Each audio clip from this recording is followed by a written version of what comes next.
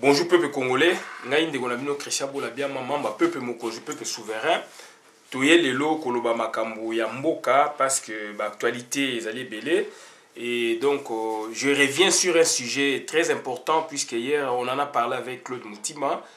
Bokechua me faisait aussi partie du débat et Vieux Edi Bolombo, et quand moi j'ai pris la parole, j'ai parlé beaucoup plus d'une situation qui échappe à tout le monde. Puisqu'on s'est apaisanti sur le tweet de M. Olengankoy, président du CENSA. Et suivant son tweet, il a dit ceci, je prends la dernière phrase, dans l'histoire du pays, aucun courant politique n'a défié ni vaincu l'Église.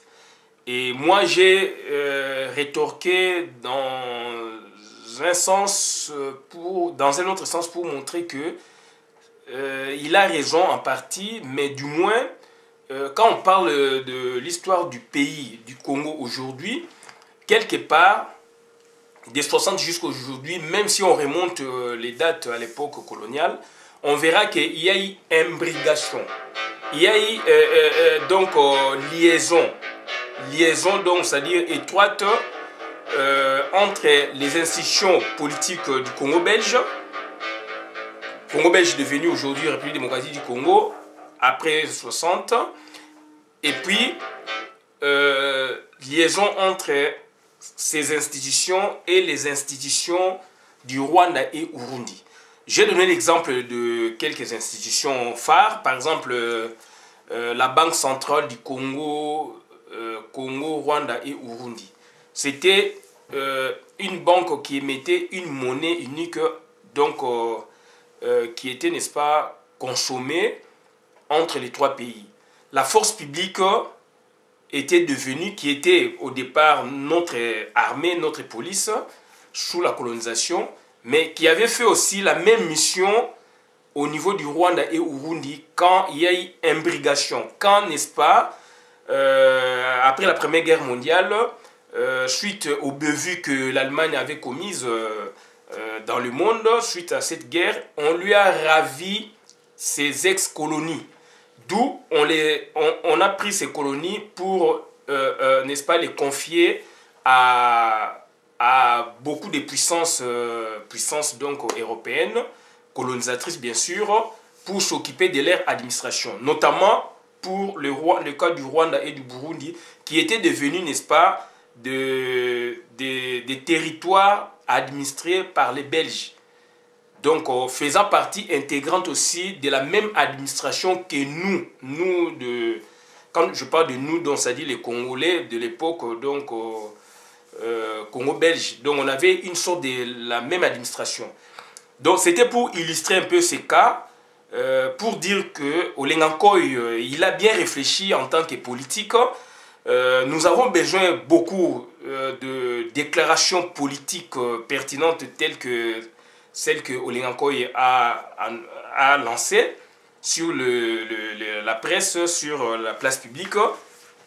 Et nous avons capté le message pour essayer un peu d'analyser et de mettre la lumière sur ce qui est, n'est-ce pas, de l'histoire politique du Congo dans le temps et dans l'espace. Et surtout que depuis le 20 décembre, le 17 mai, pardon, 97 jusqu'à nos jours, nous avons les institutions, comme je peux dire, imbriguées. Donc, c'est-à-dire les institutions politiques venant d'ailleurs, incrustées dans notre pays, faisant corps avec nos institutions. Et quand on n'a pas la bonne méthode, quand on n'a pas une autre façon de voir les choses, on se dira que c'est de la politique du Congo, c'est de l'histoire politique du Congo, alors que quelque part, il y a problème. Donc, na zongeli dossier makasi pour expliquer, puisque c'est intéressant. C'est intéressant et puis c'est le moment même, oyoke, Congolais et Sengeli to lakisa notre capacité d'intelligence, notre façon de raisonner, notre façon de comprendre la problématique, notre façon de comprendre les choses. Parce que dans l'ur oyo, il y a certaines choses qui nous échappent. Dans l'ur oyo, les politiciens basés sur place, yebi ke bazali na ba Rwandais. Mais mingi bazo koka koloba boyete. Et déclaration linganko ingana sepe na makasi parce que il faut ba politiciens ba lobaka. Politicien il faut lobaka, il faut ba éminent personnalité à mboka ba lobaka, ba déclaraka. Et à partir de la déclaration on a la population maintenant à kozwa yango, à étudier yango et koti na kati ya société et koti na kati ya communauté pour na sens ya ko comprendre mboka et puis surtout pour enrichir, n'est-ce pas, ba connaissance ya ba congolais ya bande ko na yo.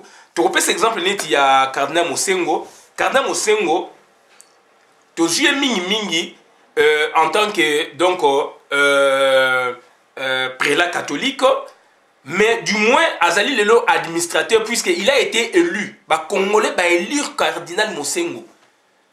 Na, donc, professeur Denis Mukwege, bah, élire Bango, to élire Bango. To matisi Bango Likolo, suite à quoi? Suite, il y a problème, mais ça n'a pas président Azali Wana aligné qui organise l'élection, depuis aligné qui kendete. D'où, à partir de l'article 5 de la Constitution, où ils ont Mboka, professeur Jean Bélé, depuis les États-Unis, a concevoir l'idée à Bimisi et Loko, et s'appliquer, et bus il faut s'approprier, donc divulguer à travers le monde. Donc, c'est-à-dire, Cardinal Mosengo, il faut incarner Loko, à la tête à télémi. Mais, le vrai problème, c'est que les politiciens, ils sont Rwandais. José Makila ndengazana ayebi ke bazali na ba Rwandais puisque avant kota alobaka yango lisanga bongangazana ayebi Bruno Chibalazana ayebi olenga ko bazana ba yebi mingi bazali wana Roubé wa yebi wana ke nango travailler na ba étranger ba kolomboka donc na za étranger bango ba autochtone Roubé wa yebi Rugwiza yebi Kanamba yebi Jeannette Kabila Jeannette Kanambe ayebi ke mboko eza biso de toyende ko yiba ko konza bango. Donc, nous avons la place de azalité. Olive Lemba Ebike, Abala Mobala Zara Mopaya. Donc, voilà, donc ça dit, ce sont des situations comme ça, où les alliés bongo, mais tout ça, la confusion, quand tu as parlé de notre histoire, c'est là où, tout, est-ce que tu as allé prudent pour ne pas tout le baguette maïele ou pas? Donc, il faut jouer sur la prudence. Il a eu le courage de dire à la nation, il a eu le courage d'exprimer, n'est-ce pas, voilà, son point de vue. Et c'est un tweet que nous avons récupéré pour nous étudier dans vidéo. Il y a Claude Moutima, Bengainga bi, Monsieur Bola, est-ce que vous pouvez analyser le tel loko na moniango tweet ya olengankoi. Ils ont belé, mais toujours parti wana na histoire ya Congo, aucun courant politique ou plateforme politique, ou parti politique, mais il y a un courant, bien sûr, défia Église catholique té, vainquant Église catholique té. Yango ngai na joie qui le bi. Attention, vous avez bien parlé, monsieur. Bravo. Mais il faut faire beaucoup d'attention puisque dans un moment où il y a une histoire na biso, il y a des moments où il y a une histoire politique ya Congo na rôle ba yango mokote. Il y a une histoire politique ya Congo bien sûr mais na ba ramification, na ba biloko monsieur uti banda ekutani. Yango wana donc totalaki depuis époque coloniale. Depuis époque coloniale tout monaki donc on a 1925 juif vraiment suite à la première guerre mondiale de Tolobi, Allemagne va botoler ba territoire na ba juif vraiment mboka lokola Rwanda Burundi confiant ngo na ba belge ba juif mboka musu ba pesi ba français ba anglais etc.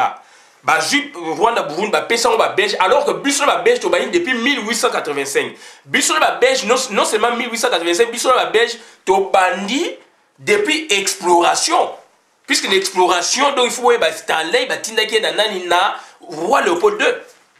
Na ba États-Unis ba na kati ba to belé ba tindeke pour ba osala ba cartographie ba ni wapi na mboka oyo comme le Congo et ba to ba tracer carte ya Congo Stanley na roi Léopold II na véranda na ba livre ba comment donc ça dit biso na ba belge histoire et bandi avant Donc ça dit histoire de bandi biso ba belge 40 ans plus tôt et puis en 1925 plus de 40 ans plus tôt donc bandi na 1874 donc en 1874 déjà donc ils allaient awate donc ça dit plus de 50 ans tous arrangés na ba belge tous arrangés na relation na ba belge et puis plus de 50 ans situation dans le monde de sali que ba botoli puissance moko suite à ba problème boye ba territoire na ba yeki coloniser l'Afrique ba pesa ba belge doute yo ko ba biso na ba rwandais na ba burundais na biso Congo belge to community ba to dépendre na tata moko to community bana ya tata moko donc bana ya tata moko do ça dit biso tout ba enfant na ye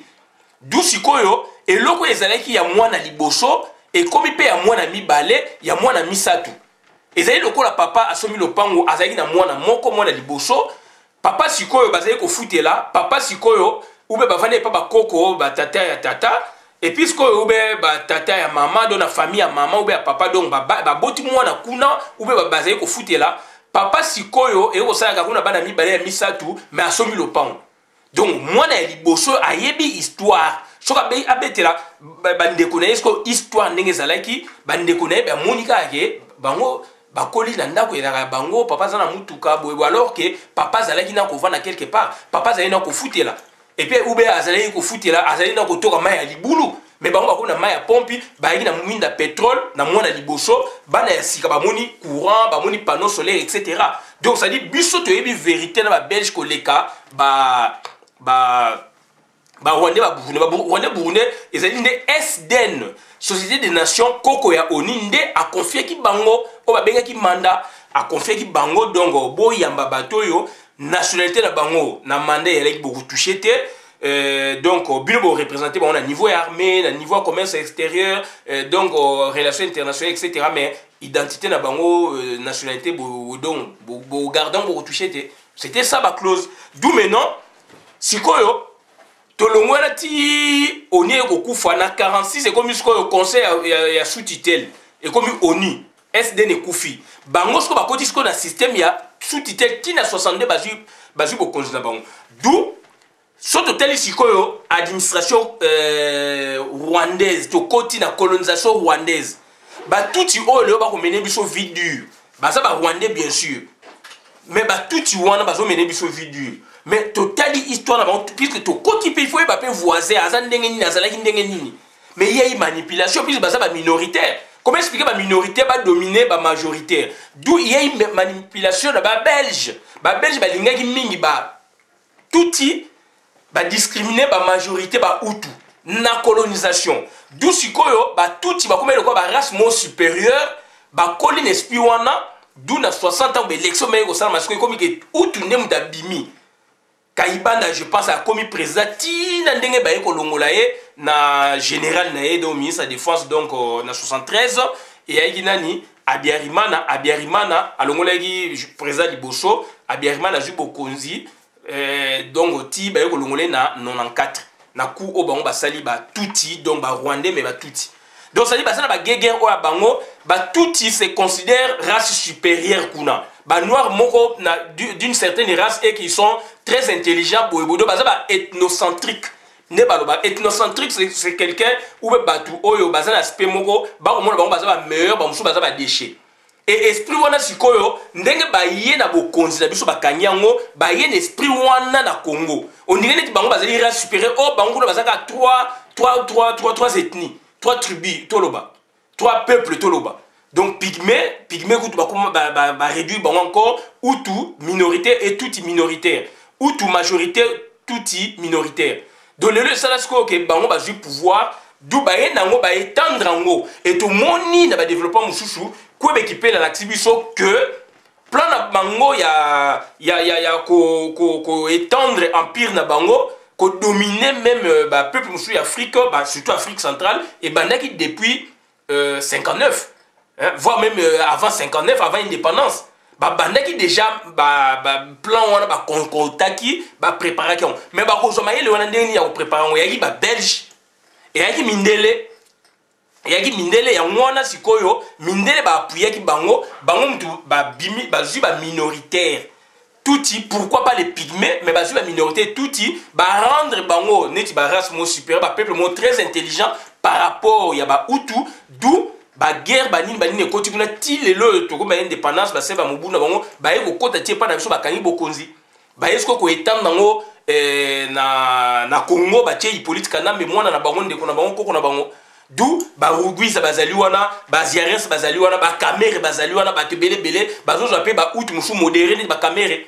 Donc ça dit bazali wana siko bazali siko ko c'est la Tutsi Power. Tutsi Power c'est une organisation politique économique au bazan a but ya ko dominer ya ko assujettir ba peuple pour la ko diriger ba richesse ya Congo et ya Afrique centrale. Et on a appris que bazali ti la Gabon, bazali la Congo Brazza ko ezali accord ba signer accord donc ba Burundi ba Uganda ba Burundi do bazana droit ya ko yamba moko ba signer ba accord ya suppression visa entre Congo Brazza na Burundi. Intérêt ni Congo Brazza na Burundi ba ça c'est intérêt politique, mais nous on comprend que ezali ne ba Rwandais ba tuti. Donc ezali masolo o ba sala ki wana pona ba tola ba ko yaka ba kena kuna elo ba tondi meke na Congo Brazzaville. To sala ba vidéo to loba yango. Donc c'est une sorte d'occupation et ça sont des appels ça ba belé ba koma ko bokola bibwele ba vanda ba sala ba bilanga ba koma bimisa mobuluti na Congo Brazzaville. Donc ça dit c'est une situation oyo ezali ko kende malembe bazali ko kende et ba mindele libanda bazali ko appuyer bango puisque ezali plan oyo euta depuis 60 avant indépendance.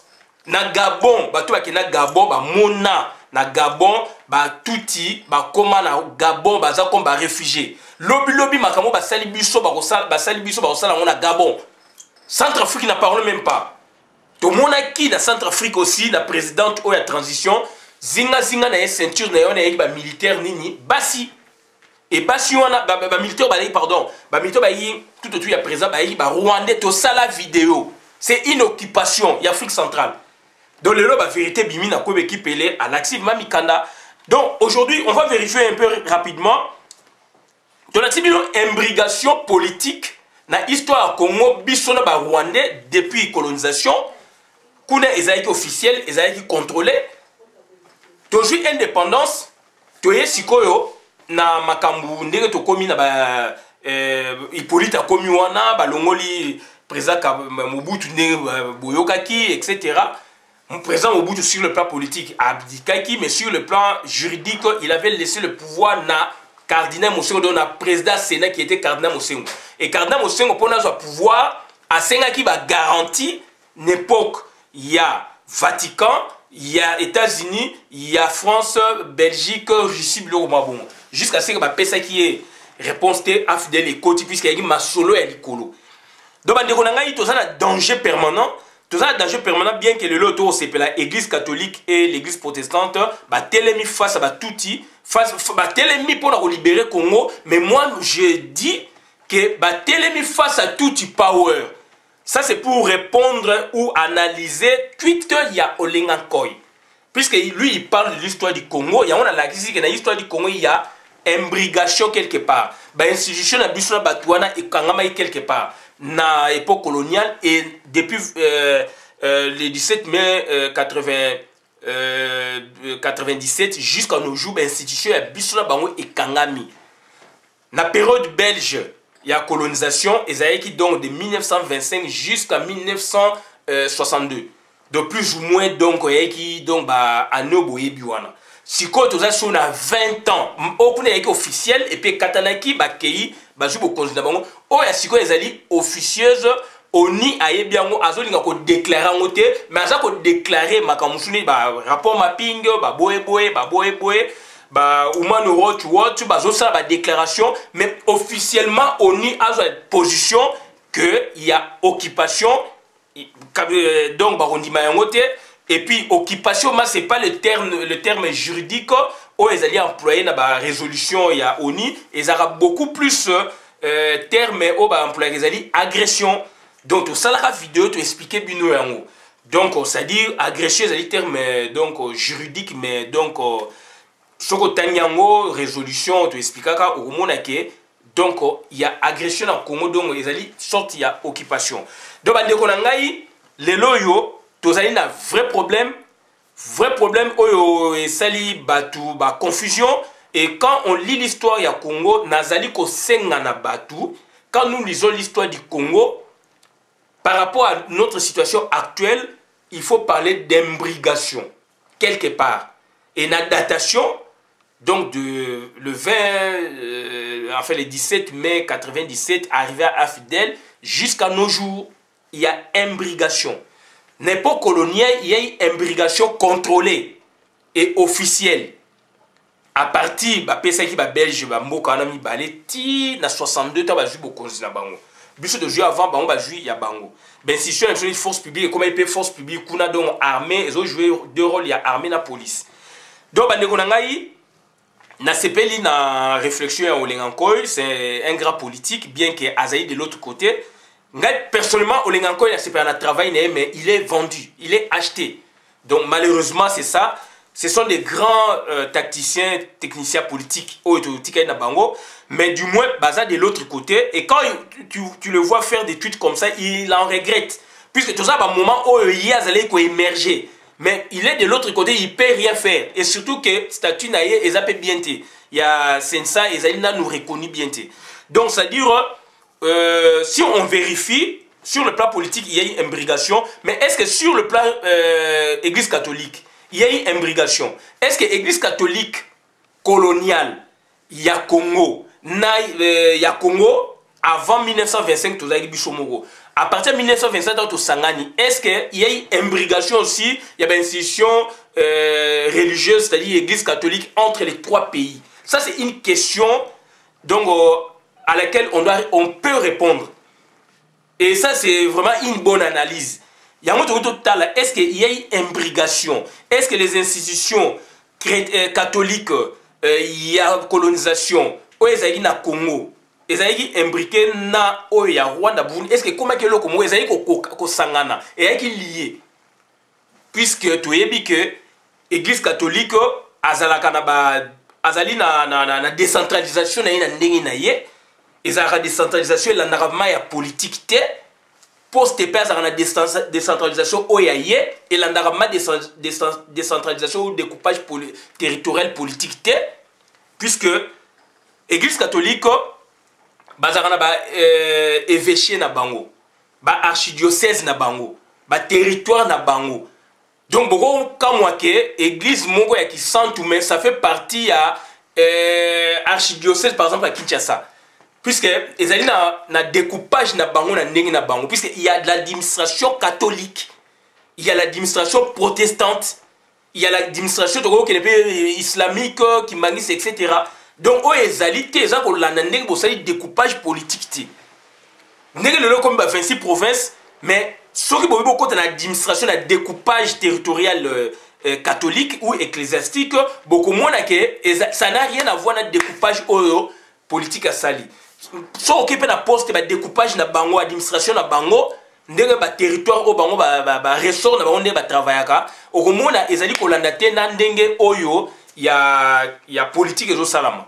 Donc c'est à dire ba archidiocèse mususu ekozala bilo moni na province boye mais eko regrouper trois provinces eza archidiocèse moko.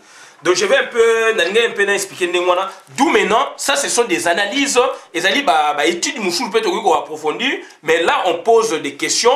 Est-ce que il y a une imbrication, n'est-ce pas? Il y a bah institution religieuse catholique sous la colonisation avec le Rwanda Burundi. Est-ce que tu as qui Église catholique universelle les amoko, pas pour me dire jango, mais le niveau à Congo. Est-ce que Monseigneur, ou Azalaki wana ya Mundele, puisque pourquoi ba Mundele, ya Congo, est-ce qu'Azalaki le même Monseigneur, Oyo, Azalaki pe ya Rwanda, Burundi, tant que Komake Sikamoko? Ça c'est une question.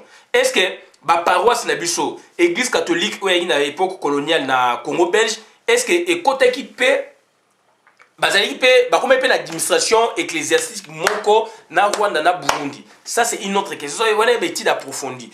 D'où Sikoyo. Après avoir vérifié cette imbrication, puisque tu vérifies déjà sur le plan politique, lié, sur le plan religieux, donc catholique, point d'interrogation, là on peut vérifier. Du moins, donc c'est-à-dire, on va dire quoi maintenant? puisque ba catholique colonisation ok na ba catholique de colonisation et il y a la tendance mingi donc ba catholique surtout na Congo et certainement na Rwanda Burundi tant que comme ma Congo belge donc bango ba ça ba manipulation il y a ba touti ba dominer ba Hutu et j'ai lu leur histoire. Ce n'est pas sous la colonisation allemande, c'est sous la colonisation belge. Et ça a commencé quand? En 1935.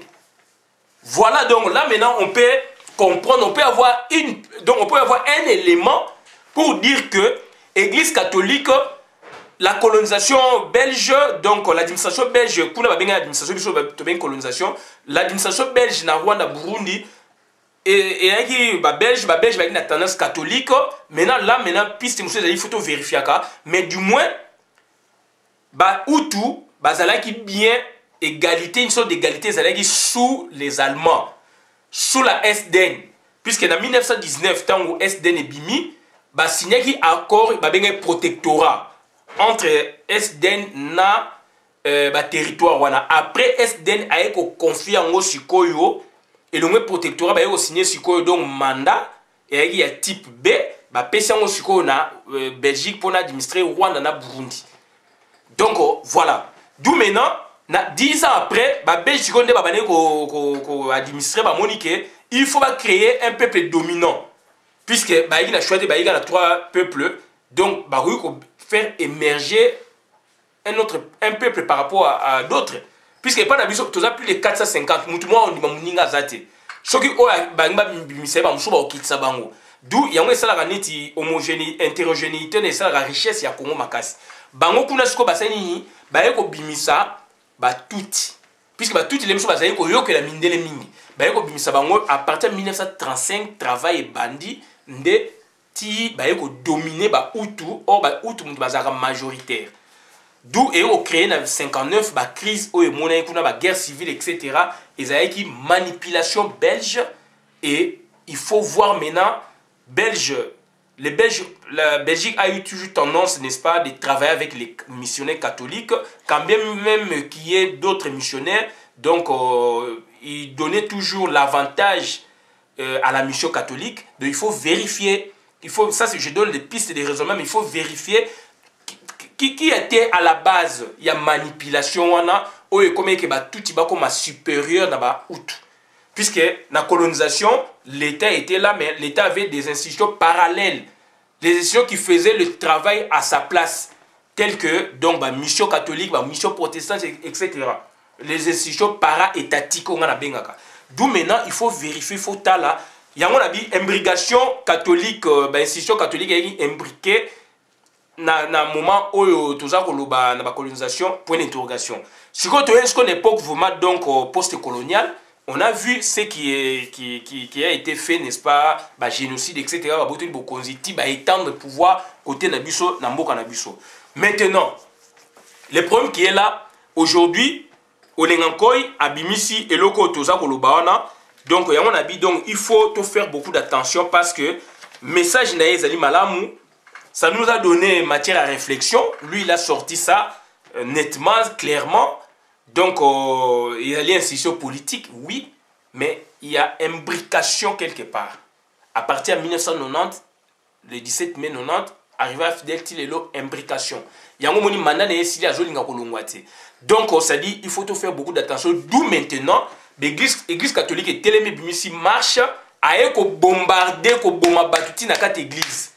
Na soleil de Komoko totanga inaye, soleil na Nikin, le loza professeur na université de Kinshasa, yepo na ezo lekelaye ke ba bombarder tin église ko boma batunga bi yo zo mona bongo mais ngai na voyagea na Kenan zela ya Angola na mutuka botu na bato ba kota Angola na ebite so lelo ba territoire wana ba bâtiment wana ba église ati lelo ezali soko kati mbaza Congo jui mutuko zo kende na Luanda na nzela biso zo kende ya Jangada okati mai ba mboka wana nyostu naso avocat sama et puis avocat sama ba mzetu ba mboka wana to mona unita a bombarder l'église ba mituka ba prêtre calciné to mona yango ba ye ba kuti famille boye bazolela ebembe ba kati ebembe mike ba lambi yango ba lesi batuana Bah, c'est bakati bembe ba kolela muta kufi, bakati yango mike devant la famille, devant le village ou le villageois.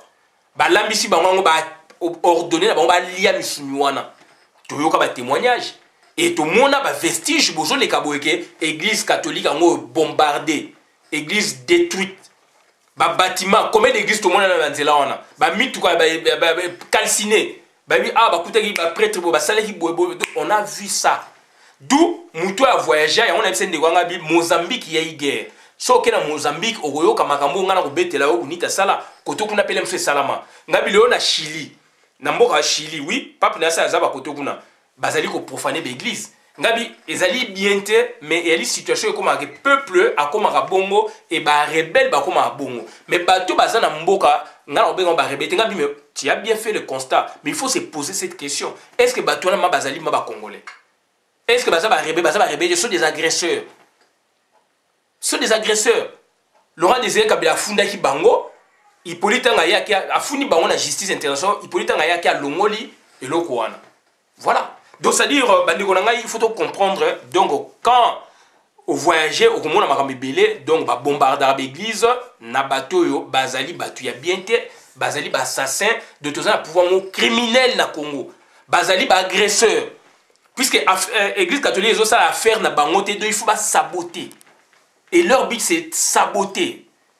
Okopek sa bangote puisque ils ali bongo za ndenge na bango bazaka bongo. Siko nde to comprendre bango polele. Unita salaka yango na savimbi. Unita zali rebelle, azowela bokonzi, bango bazowela bokonzi mais bazali ba étranger. Yango moli do ko bomeleki ba 12 millions de morts.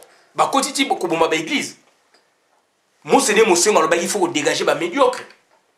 Lelo cardinal Mosengo aloba ki lelo donc Monseigneur Ekofo donc François David Ekofo il y a église du Christ Ozaï alobi yango autrement. Après cet exemple à Kitoko, comment expliquer aux gens qui étaient belé, mboka eza pour marcher té. Batu musu bazaka na nguba, bazaka na pétrole, mboka Kitoko le roi poto. Batu bazaka pe ko lia Kitoko ba futa pe batu bien, message zo ma jeunesse pe ezali l'espoir. Biso jeunesse ba longo l'espoir. Batu ba osa pe bazana espoir té. Alors qui te vandi et ba roubé rwande ba vandi ba mbongo. Ba pesa 125 millions de dollars. 125 millions de dollars boko sa projet na mboka té. Donc 125 millions to ba pesier na business au basala qui on a koboma batu ya gens ont investi na Rwanda a gens ont tiens ba paradis fiscaux. Jeannette Kabila pareil na laksa bino bazana plus de 500 milliards de dollars na laksa binongo et bande ko na biso ba soufi frère bazali ba domestique wana pe bango pe bazako lienda mundambu et le ba mungudia kabi makaku donc azali soka jolia azobo ba mbuma musu banya musu na se bazo lia c'est comme ça.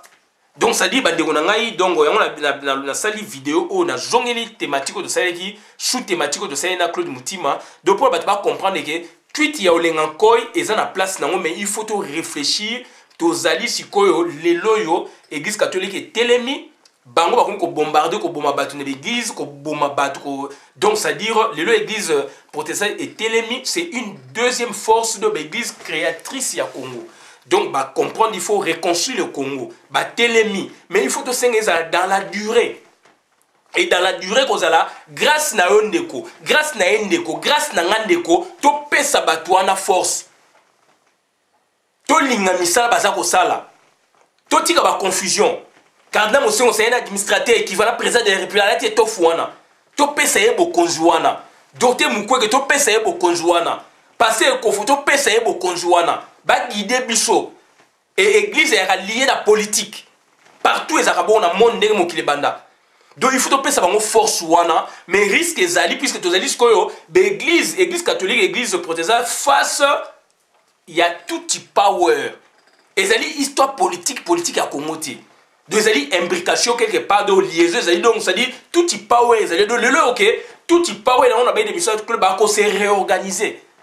Et bah se réorganiser risque ezali ba komisa ba force na biswana ba force moko dissuasive force oyenge ko sala masolo mande to ko mona ke ba côté ba on a CCCC na ndenge belé pona ke ba renoncer mais dans l'entretien ba laisse biso pe ba ponga ba bébé ya on a dit que biso faut s'approprier dango pone pesa ba konzi na biswana force et pesa bango logique to zali nango puisque tout power batelemi bazali wana siko basutuki baye omona ke deux grandes églises et telemi risque na bango ezali wana il faut bakende alors que bazwi bomengo ya makasi balingi mpe kotika te et derrière tout power il y a les multinationales nazoyi temps ya lo bango na émission ya Claude te na yo comprendre yango après yango na bifona cette émission derrière le tout power il y a les multinationales il y a certains dirigeants du monde dont les anciens présidents, PDG, etc. Il y a un monde où il y a tout power.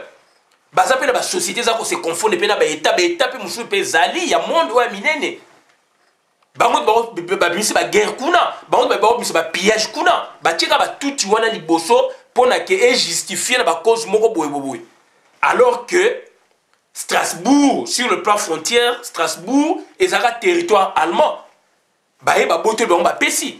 Boni ba Belge to ba botolaki allemand territoire na ye ba territoire colonisé on a lobby Rwanda Burundi Namibie boye ba Togo Togo banani ba ju ba pesi siko ba Cameroun na ba pesi siko ba pesi siko banano ba c'est Cameroun entièrement ndamute entièrement ba ju ba pesi on siko ba puissance mususu wana boni allemand a réclamé boni allemand a zongela ke loko wana te yango to be mokile tambo na ba traité na ba accord na ba convention d'autant où yé Rwanda zali ko ya ko ba ke ba réviser ba frontière c'est n'importe quoi et argumentation pour na ke monde yo kaye dans l'entretien aza ko avancer pour na a se fixer dans mboka na biso ayi ba asalo ya lingaki donc c'est à nous maintenant ndenge force yé il faut to simba yango puisque risque ezali on a vidéo tout power ndenge ezali wana donc bazali ko se réorganiser et risque ezali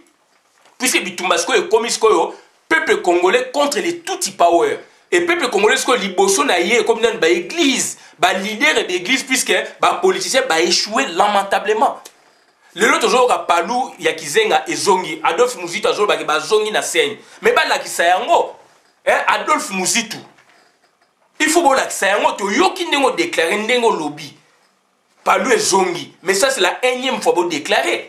Il faut bon zonga ma sérieusement puisque to yebi to yokaka peke bazolinga bino palu bo sele ba corps pour na ke bo se représenter pour na ke candidat président de la République lobby azalinde ya PPRD ya Kanambi soka linga organiser bele so lobo parler la calendrier électoral biso to za besoin na monter soka ça malam to appuyer mais du moins to ligner lo to ligner pe ba accord te de boye la biso ba accord te boye la biso ba calendrier te biso zali soulèvement populaire. Il faut que bengana batwana ya mwana moni naza ko loba donc risque ezali siko biso ba kongo futo fungola miso puisque risque ezali ya dissuasion dans le sens que bato bazali ko appuyer tout power ba se coaliser na bato wana bazana ni ezali ba tout power bango mona nous donc ba Rwandais Burundi wana na sima na bango ba multinationales bazo piller ba société za kuna Canada ko fungola usine na coltan na Rwanda alors Rwanda za na coltan te donc ba canadien ba boye ba anglais ba américain etc. na ba ex dirigeant du monde o ba tia ba misona bango na ba biloko pona bango ezali ba eza ba business bato ba kufa pona bango eza problème te plus bato pe ba leki mingi na mokili bazo boma bato pona ba yiba ba minéré ba sala boye de voilà donc ça dit problème ya liwana yango siko tozali na devant un défi au local l'église catholique une église protestante ya Congo puis ba congolais ba tenir on ba telemi population fois sunga bango to kene nango jusqu'au bout et na jusqu'au bout on a pour la to gagner puisque soki église ba politicien ba koyi ba échouer mais église est telemi à part église donc chaos Congo continue à chaos d'où maintenant tous les en face il y a tout power c'est pas l'histoire politique ya Congo purement parlant. Donc, donc il y a imbrication, donc il y a des institutions où il y a des histoires na biso Batouana. Et Batouana sikoyo ndenge to telemi boye na ba église na biso bango aussi bakola la pongiti. Nazolo baté pour na banque ça bato ezali pour la to comprendre mécanisme. De tous à la main averti, tous à la alerter.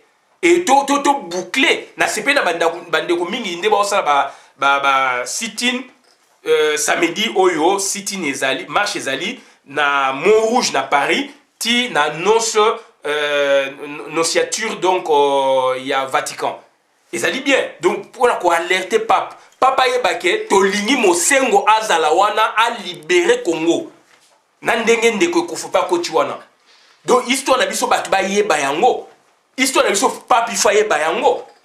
Cardinal Mosengo azali ministre na ye et que mboka ezali ko marcher te atika mboka mbongo non, puisque situation oyo toujours ke nango ezali situation ya libération ya Congo.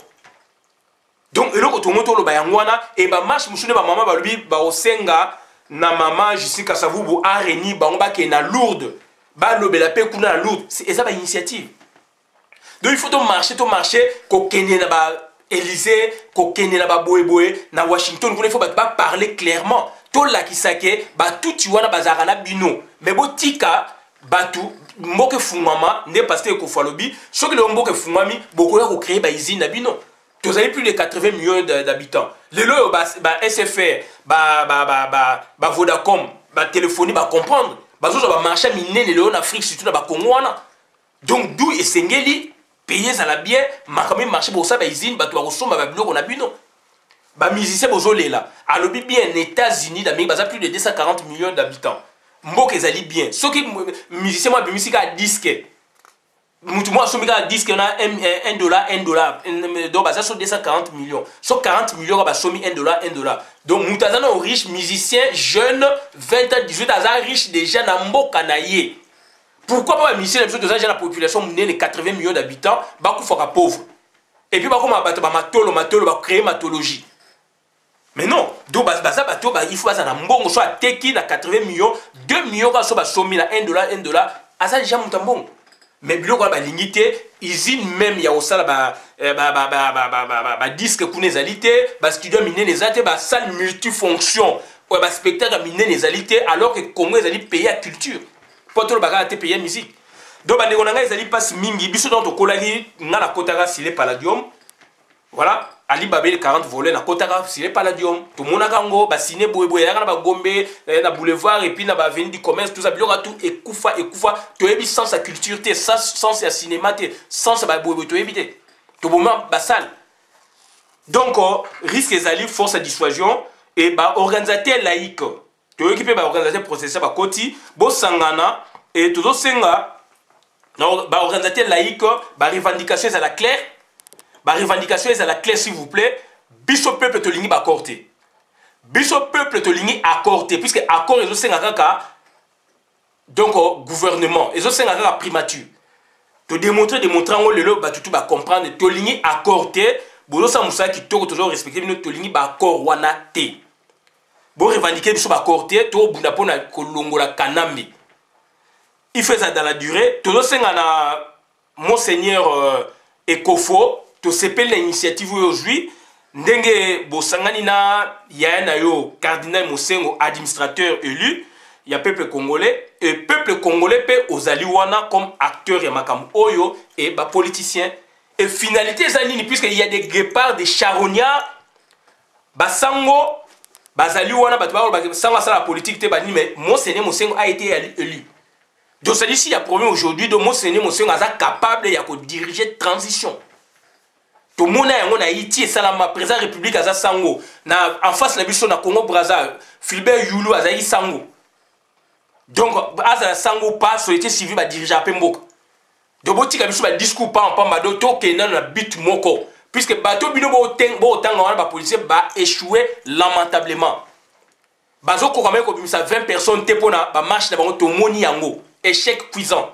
Donc l'église catholique est tellement église protestante est tellement ba créatrice ya Congo ba fondatrice ya ba cofondatrice ya Congo to pesa bango maboko finalité na biso ezali donc to boyi accord à Saint-Sylvestre to boyi renégociation il y a cet accord si on doit renégocier c'est pour demander le départ Hippolyte Kanambe puisque normalement dans moment où ils ont senga ouverture ils ont senga dialogue mais on va dialoguer avec qui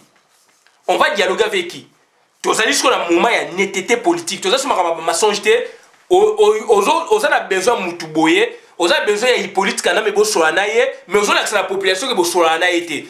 Et puis, il y a confusion dans tout. Institution politique est Zalaka, justice est Zalaka, Boyeboy est Zalaka, on a des bilans qui sont ratés dans Mboka. Mais dans l'entretemps, quand vous avez vos dossiers, vous avez la même justice. Confusion dans Congo, Toboy Yango. Justice est Zali. Donc, droit est Zalaka, justice est Zalaka. Pour mes indices, donc, mi beko et salama malamu. et puis application à mibe qu'on a corruption et si là boui boui. Donc normalement période de c'est la période il y a ouverture, il y a dialogue, mais avec qui? Et si on doit dialoguer nos revendications, il faut s'établir sur le départ imminent ou la démission immédiate de Hippolyte Kanambe. Ça c'est la renégociation. Toboyi qu'on parlait la buisson accord à Saint-Sylvestre, c'est Koufa depuis le 31 décembre 2016. Et puis, finalité, il y a un risque que les batouba au monde la politicien na souka finalité dans la rejoie, il y a un administrateur, il n'y aura pas vide. Il y a deux administrateurs. Il y a qualité, ma personnalité qualité à Congo. Monseigneur Cardinal Monsengona, professeur Denis Mukwege. Toujours senga sur les maps populaires. Et puis, toujours recommander la bino, bandekoto dans la unité, bien sûr dans la diversité, et toyeba histoire politique yambo kanabiso. Quelque part, Rwandais côté na histoire Rwanda. Quand nous parlons vraiment, vraisemblablement, n'est-ce pas, na histoire politique nabiso, il faut tout souligner qu'à aspect Rwanda. Le 17 mai, pardon, 97 jusqu'à nos jours, il y a imbrication, n'est-ce pas? Il y a institution politique, il y a Rwanda na kat na biso. Bien que la communauté internationale va reconnaître, il y a des institutions liées. Biso moto le bagage Paul Kagame mouta dirigeant au Congo. Kuna azali représentant naïe. Mais comment expliquez-vous parler de l'histoire du Congo sans citer Eloko wana? Donc Eloko wana ezali bongo. Donc conclusion la biso il faut chasser tout type power. Et puis il faut réécrire la bonne histoire ya mboka na biso. To senga batino stu ingeta. Bona na vidéo malamu. Boka bola yango pour la compte à communauté